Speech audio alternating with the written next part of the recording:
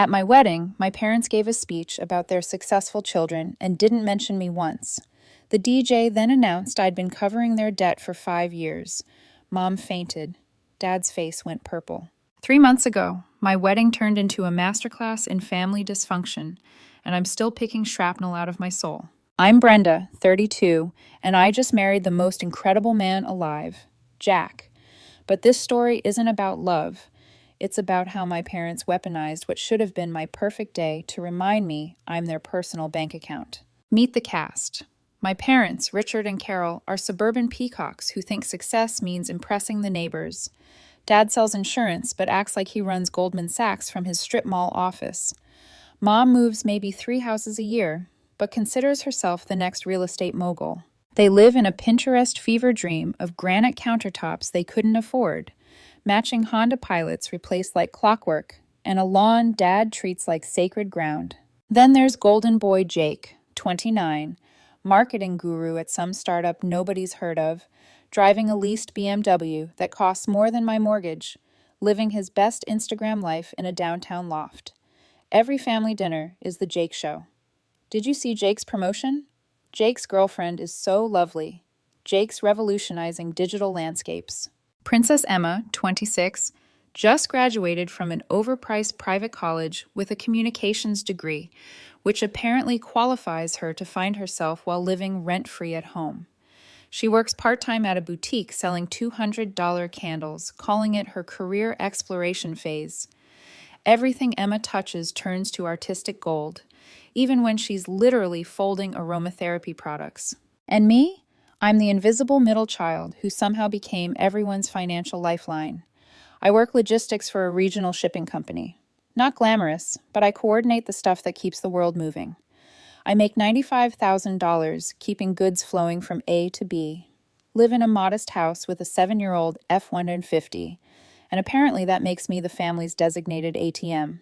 Growing up, love was transactional. Jake got attention for charm, Emma for sensitivity. And me? I got noticed when I was useful. The low-maintenance kid they could safely ignore until they needed something. High school was a masterpiece of neglect. Jake, star quarterback. Emma, theater darling. Me, honor roll student whose games nobody attended. I learned early that steady doesn't get applause, but it sure gets exploitation. College saved me. Studying supply chain management while working part-time jobs. Jake and Emma never needed. I graduated with honors and landed a job 3 weeks later, while Jake partied through business school on mom and dad's dime and Emma collected participation trophies. But 5 years ago, right around Jake's senior year, everything changed. That's when my parents' house of financial cards started tumbling, though it took months to realize just how spectacularly they'd screwed themselves. And somehow, guess who became responsible for cleaning up their mess? The wedding was supposed to be my day. Instead, it became the moment I finally understood I wasn't their daughter. I was their exit strategy. It started with Dad's midlife crisis investment phase. He'd always been a sucker for get-rich-quick schemes. But this was different. He started hanging around with guys from his insurance office, all convinced they'd strike it rich in cryptocurrency and house flipping. First came Bitcoin when it was riding high. $15,000 they didn't have, convinced it would make them millionaires. Then a buddy's house-flipping venture guaranteed to double their money in 6 months. Another $20,000 vanished. When those predictably went south, instead of cutting losses, they doubled down. More crypto, sketchy business loans, even some MLM thing that promised to make mom a boss babe entrepreneur. By the time they admitted there was a problem, they were $47,000 in credit card debt across 6 different cards, with interest rates that would make loan sharks blush. The call came on a Tuesday night in October. Mom's name on caller ID. Unusual since she typically texted unless someone was dying. "Brenda, sweetie, are you busy?"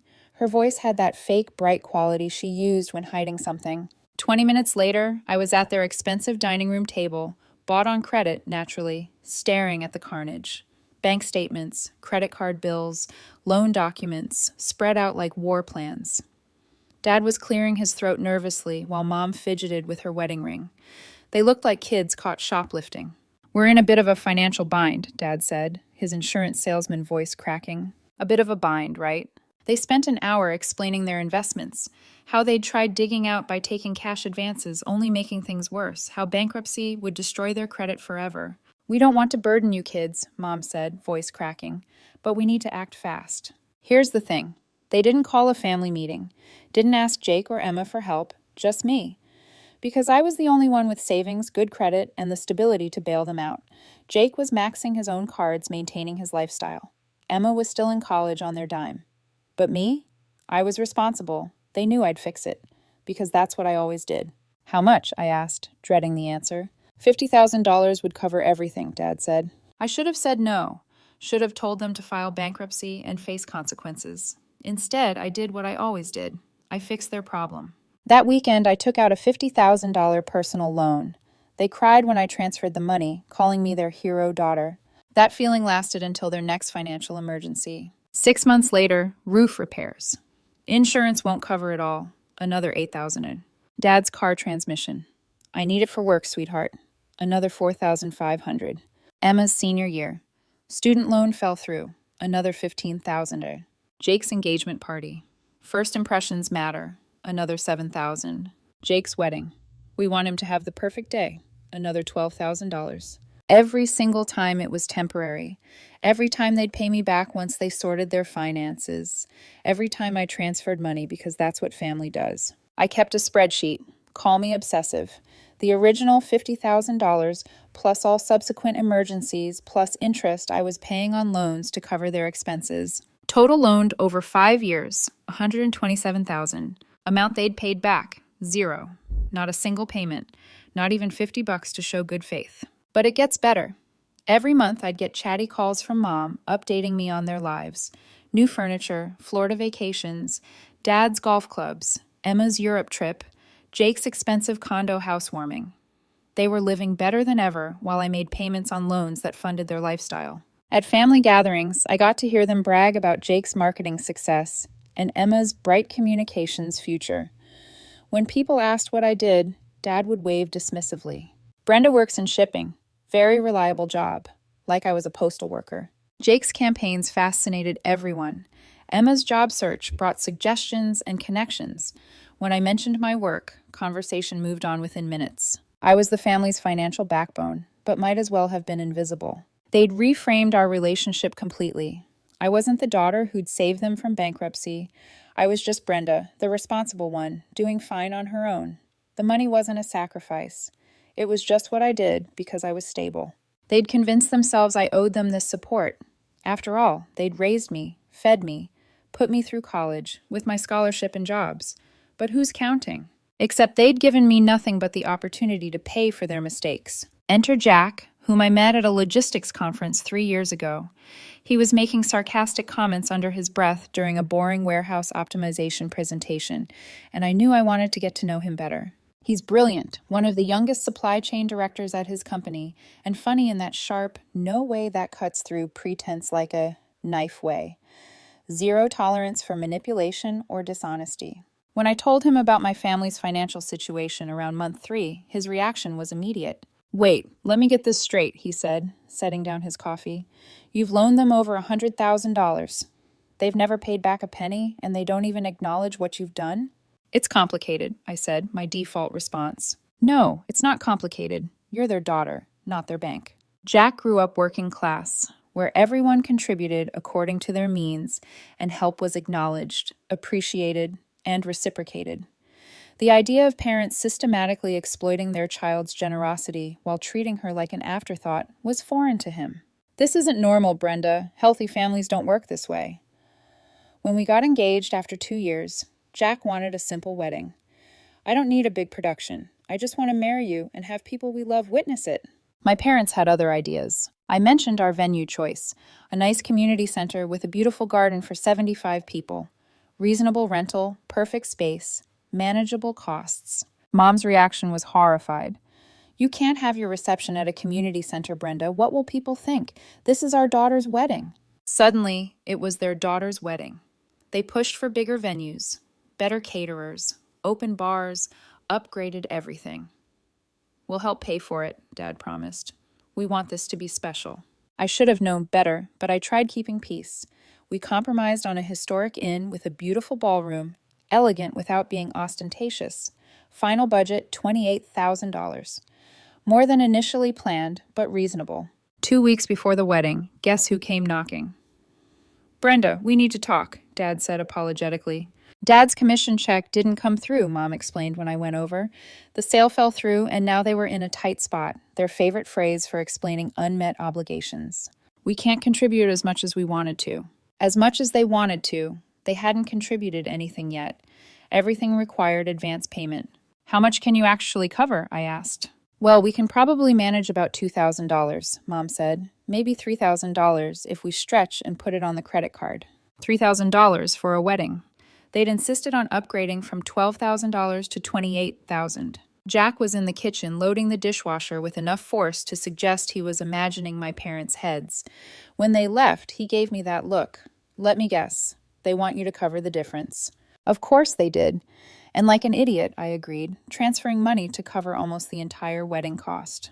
This is the last time, I told Jack. After the wedding, I'm done being their financial backup plan. He just looked at me with knowing eyes that said he'd heard that promise before. The rehearsal dinner should have been perfect, both families celebrating together. Instead, it was a preview of coming humiliation. My parents held court, schmoozing with Jack's family. Dad told his favorite insurance sales stories, while Mom complimented everyone in sight. Brenda has always been so good with money, Dad told Jack's construction company owner father, gesturing with his wine glass. Very responsible, very practical, not like her siblings. They're more the creative types. I nearly choked. Responsible with money. The guy bankrolling their lifestyle was responsible, while they were the creative types too special for financial stability. Jake spent the evening making his marketing project sound revolutionary. Emma entertained everyone with job search stories about holding out for the perfect opportunity. When Jack's dad asked about my logistics work, the conversation lasted 3 minutes before Dad steered back to Jake's achievements or Emma's bright future. That night in our hotel room, Jack was unusually quiet. You okay? I asked. I'm thinking about what your dad said at dinner, he replied. He called you responsible with money while sitting at a table you paid for, talking about a wedding you're funding, wearing a suit you bought him. He turned to face me in the dark. Do you realize they've never once acknowledged what you've done for them? I did realize it. I just hadn't let myself think about it because it hurt too much. The wedding day itself started perfectly. The weather cooperated. Clear skies, mild temperature, gentle breeze. The venue looked incredible with the flowers we'd chosen. The garden was in full bloom and everything was falling into place exactly as planned. Jack looked absolutely radiant in his suit. We'd found it at a clearance sale 6 months earlier. Nothing extravagant, just a simple, elegant design that made him look like something out of a movie. When I saw him standing at the altar, everything else faded away. All the family drama, all the financial stress, all the years of feeling invisible, none of it mattered in that moment. The ceremony was perfect. We'd written our own vows, and when Jack promised to always see me, always value me, always stand by me, I felt like maybe I'd found the family I'd been looking for all along. We kissed, everyone cheered, and we headed to the reception, feeling like nothing could touch us. The inn's ballroom had been transformed into something magical. White lights strung from the ceiling, candles on every table, and flowers everywhere. The upgraded arrangements Mom had insisted on, naturally. The DJ, Mike, was professional and charming, keeping the energy up while staying out of the way. Everything was going exactly as planned.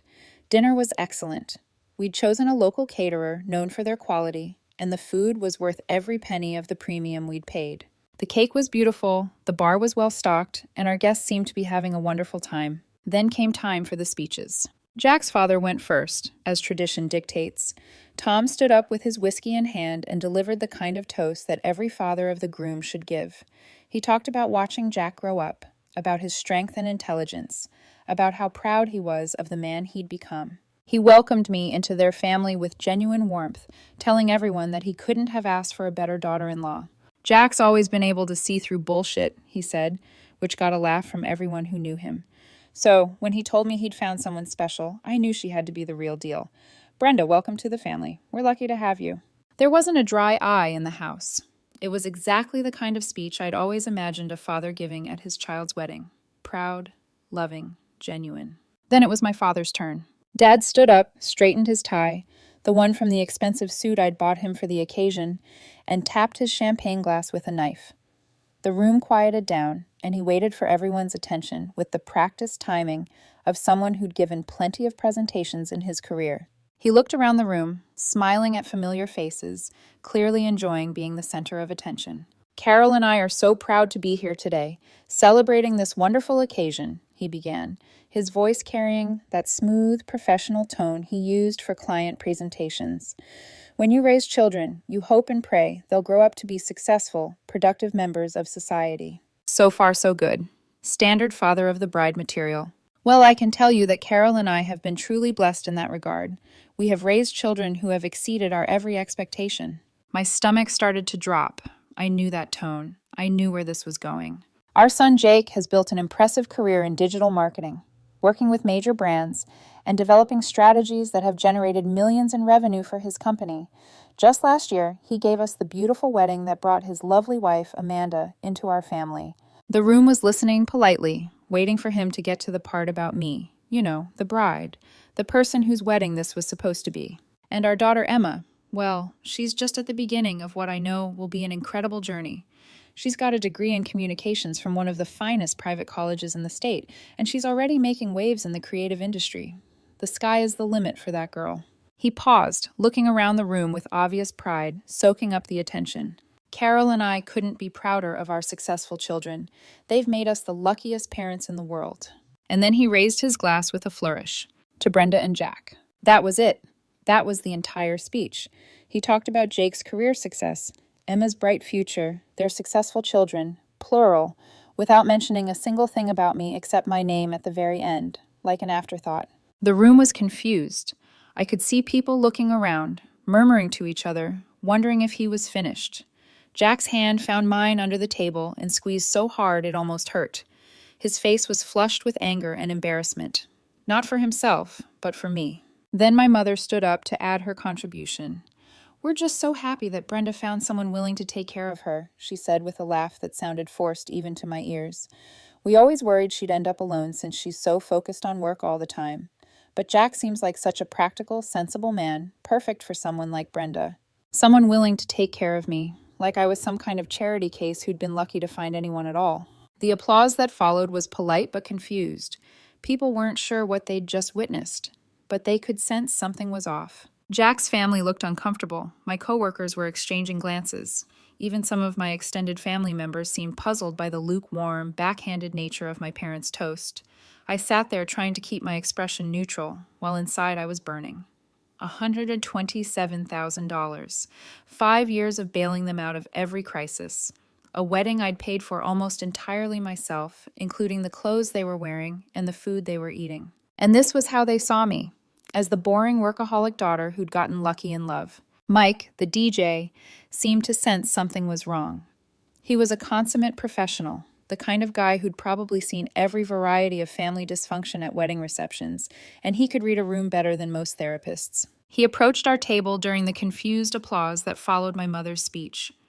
"Everything okay over here?" he asked quietly, leaning down so only Jack and I could hear him. "Would you like to say something? Share some words about your family?" That's when Jack looked at me with an expression I'd never seen before. Not angry, not sad, but something else entirely. Determined, protective, done.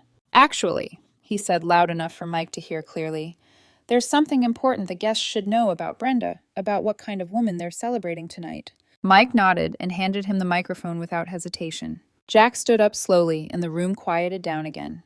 He looked strong and fierce, like an avenging angel in a perfectly tailored suit. I had no idea what he was about to do, but I could see in his eyes that whatever it was, there would be no going back from it. "Thank you all for being here tonight," he began, his voice carrying clearly through the sound system. "Before we continue with the celebration, I think there are some things you should know about the woman I just married, things that apparently got left out of the previous speeches." He turned to look at me, and I saw nothing but love and fierce protection in his eyes. Then he turned back to the crowd. 5 years ago, when Brenda's parents faced serious financial difficulties, $47,000 in credit card debt, Brenda took out a personal loan for $50,000 to pay off their debt completely. She didn't hesitate. She didn't ask for collateral or a payment plan. She just helped her family because that's who she is. I felt the blood drain from my face. He wasn't supposed to know the exact numbers. I'd been vague about the amounts, but apparently Jack had been paying closer attention than I realized. Over the past 5 years, Jack continued, his voice getting stronger, Brenda has given her parents a total of $127,000. She's paid for roof repairs, car repairs, college tuition, engagement parties, and even helped fund her brother Jake's wedding last year. The room was absolutely silent now. You could have heard a pin drop. My parents looked like deer caught in headlights, their champagne glasses frozen halfway to their lips. And in all that time, 5 full years, her parents haven't paid back a single dollar. Not one payment, not even a token amount to show good faith. Mom's champagne glass slipped from her hand and shattered on the floor, the sound impossibly loud in the silent room. Brenda paid for this wedding almost entirely by herself, Jack continued, including the venue her parents insisted on upgrading, the flowers they said were necessary, and even the suits and dress they're wearing tonight. Dad's face was turning that familiar shade of purple I remembered from my childhood, the color he turned when something happened that he couldn't control or manipulate his way out of. So when I hear speeches about successful children, Jack said, his voice carrying just a hint of steel now, I want everyone to know that the most successful person at this table, the most generous, the most loyal, the most selfless, is the woman sitting right here. The one who works hard, saves her money, and takes care of her family without expecting recognition, appreciation, or even basic acknowledgement. He handed the microphone back to Mike and sat down. The applause that followed wasn't polite wedding applause. It was thunderous. People were standing now, cheering, raising their glasses. Jack's family was clapping and shouting approval. My coworkers were nodding with respect and understanding. Even some of my extended family members looked impressed and perhaps a little ashamed. But my parents, Dad looked like he was about to have a stroke, his face cycling through every shade of red and purple in the spectrum. Mom had gone completely pale and was swaying slightly in her chair. Then Mike, bless his professional soul, decided to add his own commentary to the moment. Ladies and gentlemen, he announced into the microphone, let's hear it for Brenda, the woman who proves that real success isn't about what you achieve for yourself. It's about how you lift up the people around you. The crowd erupted again, even louder this time. People were on their feet, shouting congratulations, raising their glasses in toasts that felt genuine and heartfelt in a way my parents' speech never had. I saw several of my parents' friends looking at them with raised eyebrows, clearly doing mental math and reaching uncomfortable conclusions. That's when Mom fainted. She just toppled backward off her chair like a tree falling, landing on the hardwood floor with a thud that somehow managed to be audible over the applause and cheering. Her champagne glass flew out of her hand, spraying the nearby guests with Dom Perignon and adding to the chaos. Dad's purple face went white in an instant as he dropped to his knees beside her, his own glass shattering as it hit the floor. Call 911, he shouted, though it was completely unnecessary. Mom was already coming around, her eyes fluttering open as the applause died down and people crowded around to help. I'm okay, she mumbled, trying to sit up and failing. The room got very hot. The EMTs arrived about 10 minutes later, right as Mom was fully conscious and protesting that she didn't need medical attention. They checked her vitals, asked about her medical history, and determined that she'd fainted from shock and embarrassment rather than any underlying medical condition. Blood pressure's a little elevated, but that's probably from stress, the lead EMT explained to Dad. She should be fine, but I'd recommend she take it easy for the rest of the evening. The damage, however, was already done. The entire reception, 100 guests, including family, friends, co-workers, and business associates, had witnessed the family's financial benefactor watch her mother collapse after being publicly exposed as ungrateful and manipulative. Jack's father approached our table while the EMTs were packing up their equipment. Brenda, he said quietly, putting a firm hand on my shoulder, I want you to know that if you ever need anything, and I mean anything, you call me first. That display was the most shameful thing I've ever witnessed at a family gathering. Jack's mother was more direct. She walked straight up to my mother, who was sitting in a folding chair, sipping water and trying to recover her composure. You should be ashamed of yourself, she said in a voice that carried just far enough for the nearby tables to hear. That girl has been supporting your family for years, and you couldn't even mention her name in a speech at her own wedding. But one of my aunts, Dad's sister Patricia, who'd always been the most straightforward person in our extended family, came over to our table once the EMT excitement had died down. "Brenda," she said, "I had no idea you'd been helping them out financially. Richard never mentioned it. If I'd known—" She shook her head. "I'm proud of you. Your parents raised a good woman, even if they don't seem to realize it." The rest of the reception was, well, surreal would be the best word for it. My parents left early, Dad helping Mom to their car while she claimed she needed to rest and recover from her episode. Jake and Emma tried to act like nothing had happened, making awkward conversation with other guests and desperately trying to change the subject whenever anyone brought up Jack's revelations. But the story had legs. People wanted details. They wanted to know if the numbers Jack had mentioned were accurate, how long this had been going on, why my parents had never acknowledged my help. Several of Dad's business associates cornered him before he could escape, asking pointed questions about family finances and obligations. Jake's wife, Amanda, looked mortified when she realized that her wedding the previous year had been partially funded by her sister-in-law's generosity, not her in-laws' financial success. Emma kept shooting me confused looks, like she was trying to figure out if she should be grateful or angry. I spent most of the rest of the reception answering questions and accepting congratulations, not for getting married, which was supposed to be the point of the evening, but for being a dedicated daughter and sister who'd quietly supported her family for years. The weirdest part was how many people told me they'd suspected something like this was going on. My dad's brother mentioned that he'd always wondered how my parents could afford their lifestyle on Dad's income. One of Mom's coworkers said she thought it was strange that they never seemed worried about money, despite Dad's occasional complaints about slow sales periods. "We just figured Richard had made some good investments, she said. "We never imagined." Jack and I finally got a few minutes alone around 10 p.m. After the cake cutting and most of the formal reception activities, we stepped outside onto the inn's garden patio, where string lights created a romantic atmosphere that felt incongruous with the evening's drama. "Any regrets?" he asked, slipping his hand into mine. I thought about it for a moment. The humiliation, the family crisis, the awkwardness that would probably follow us for years.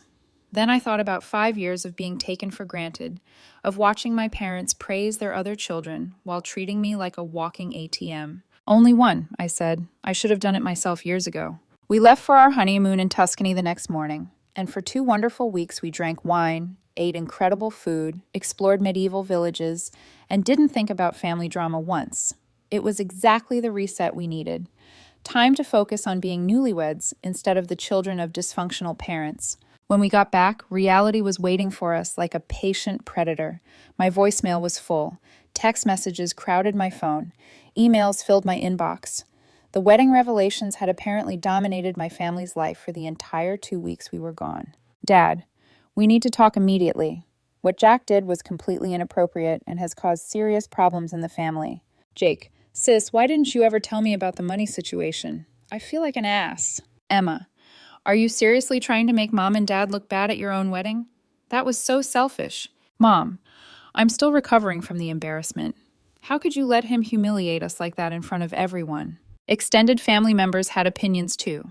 Some were supportive, others were critical, and a few seemed to be enjoying the drama more than they should have been. But the most interesting messages came from my parents' social circle, the people they'd been trying so hard to impress for all these years. Apparently, the story had spread through their suburban bubble like wildfire. Richard and Carol, the couple who were always bragging about their successful children and their comfortable lifestyle, had been exposed as financially dependent on the daughter they never mentioned. My dad's insurance office was buzzing with gossip. How much money had Brenda really loaned them? Was it true they'd never paid her back? What about Jake's wedding? Had Brenda paid for that too? Mom's real estate office was no better. Her coworkers had been at the wedding, had heard Jack's speech firsthand. They were asking pointed questions about family dynamics and financial arrangements that my mother couldn't deflect with her usual social graces. Their country club friends, their church group, their neighborhood social network, everyone wanted to know more about the family financial situation that had been so dramatically revealed. The most telling response came from my dad's brother, Uncle David, who called me directly instead of going through my parents. "Brenda," he said, "I owe you an apology. I had no idea what you'd been doing for them. If I'd known, I would have said something years ago. What happened at your wedding?" "Well, they brought that on themselves." He went on to explain that he'd suspected something was off with my parents' finances for a while. They lived beyond what Dad's income should have supported. never seemed worried about money, despite periodic complaints about slow business, and had been vague about how they'd recovered from their financial troubles a few years back. I thought maybe Richard had made some good investments he didn't want to talk about, David said. I never imagined he was borrowing from his own daughter.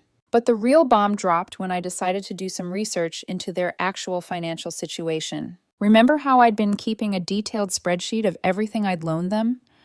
Well, it occurred to me during our honeymoon that I'd never actually verified their financial claims. I'd taken their word for it when they said they were broke, struggling, living paycheck to paycheck. So, I did what any person with access to financial databases would do.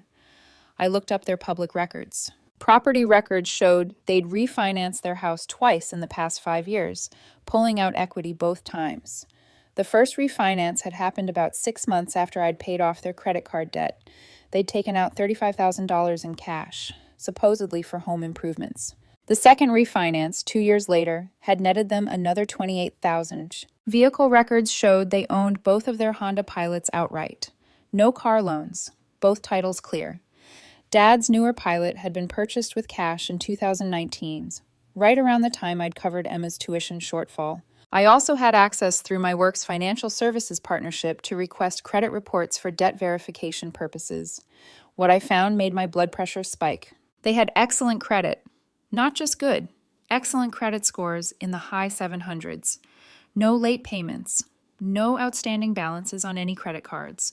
They were approved for credit limits that totaled more than my annual salary. In other words, they weren't broke. They weren't struggling.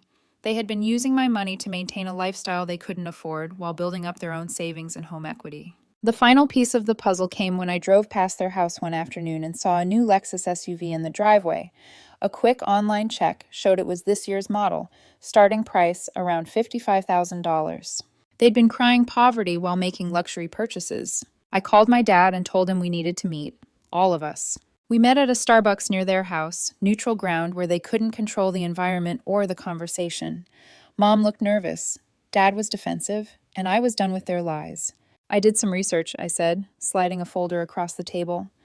Interesting what you can find in public records. Dad opened the folder and his face went ashen. Inside were copies of their property records showing the refinancing, vehicle registration records showing the paid-off cars, and credit reports showing their excellent financial standing. You've been lying to me for 5 years, I said calmly. You're not broke. You're not struggling. You've been using me as your personal bank while building up your own assets. Mom started the waterworks immediately. Brenda, we can explain. Explain what? That you've been running a con on your own daughter? Dad tried to take control of the conversation using his salesman voice. Now hold on. We never asked you to give us that money. You offered to help when we were in trouble. I offered to help with genuine emergencies. I didn't offer to subsidize your lifestyle while you lied about your financial situation. I leaned forward, keeping my voice level but letting the steel show through. Here's what's going to happen. You have 30 days to start paying me back. I want a written payment plan with a realistic timeline and market rate interest. We can't afford, Mom began. Then sell something. Downsize the house. Get rid of the Lexus. Liquidate some of that home equity you've been building. Figure it out. Dad's face was turning purple again, the way it had at the wedding. You can't be serious. We're family. Family doesn't charge interest to family. Family also doesn't lie, cheat, and steal from each other, I replied. But apparently, I'm the only one who got that memo. I stood up and put on my jacket. 30 days. If I don't hear from you with a concrete repayment plan, I'm taking legal action to recover the debt. Dad's voice was shaking with rage. You'd sue your own parents over money? I looked at him for a long moment.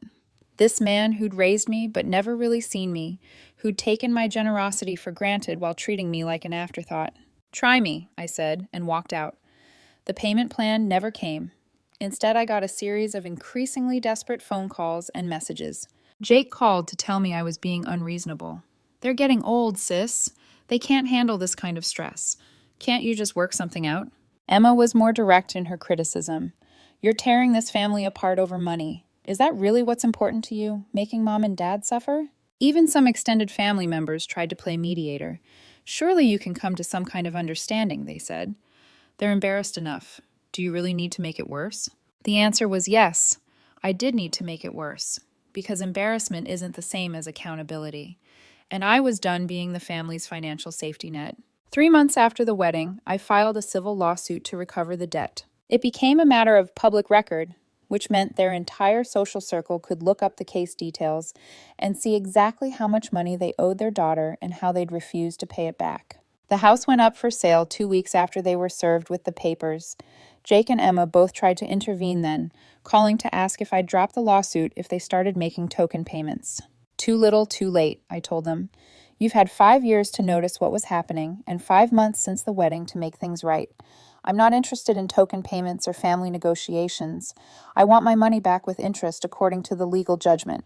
If they can't afford that, they should have thought about it before they spent 5 years lying to me. The legal process took about 6 months. During that time, my parents sold their house and moved into a smaller condo. Dad traded the Lexus for a used Honda. Mom had to give up her part-time real estate job to focus on the stress of the lawsuit. Their social standing in the community was destroyed. Everyone knew about the family financial scandal now. It had been covered in the local paper's legal notices section, and gossip travels fast in suburban circles. The final judgment was for $127,000, plus interest and legal fees, totaling just over $140,000. The court ordered them to pay it back over 5 years with monthly installments of $2,800. They've been making the payments religiously ever since. Apparently, court-ordered debt is different from family obligations. As for the rest of the family dynamics, well, those have been permanently altered. Jake and Emma have both tried to maintain relationships with me, but it's awkward. They feel guilty about benefiting from money that came out of my pocket, but they're also resentful that I destroyed the family harmony. Jake's wife, Amanda, refuses to speak to me, apparently blaming me for the family drama that's made holiday gatherings uncomfortable. My extended family is split. Some relatives think I was justified in demanding repayment and holding my parents accountable. Others think I went too far by making it a legal matter and humiliating them publicly. I don't really care what they think anymore. For the first time in my life, I'm not defined by what my parents need from me. I'm defined by what I choose for myself. Jack and I are building a life together, free from the constant drain of my parents' financial chaos. When I look back at that wedding day now, I don't just see humiliation, I see liberation. The day my parents exposed themselves for who they really were, and the day I finally decided to stop letting them write my story. For years, I thought being the responsible one meant carrying everyone else's burdens. But responsibility without boundaries isn't virtue, it's a trap. My parents still try sometimes. Small comments slipped into conversations. If only we had a little more help with, or if things were just a bit easier financially.